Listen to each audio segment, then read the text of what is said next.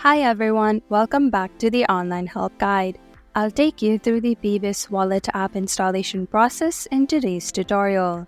To begin, open the Play Store on your device. Tap the search bar at the top. Finally, type Paybis wallet. Tap on search. We're going to be downloading this application.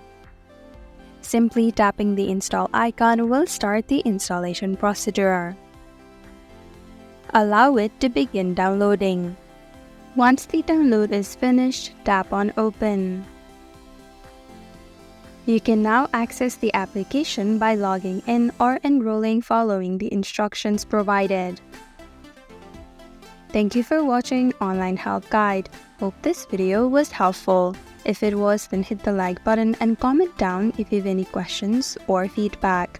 Also, if you're new to our channel, subscribe and hit the bell icon so that you don't miss our upcoming videos.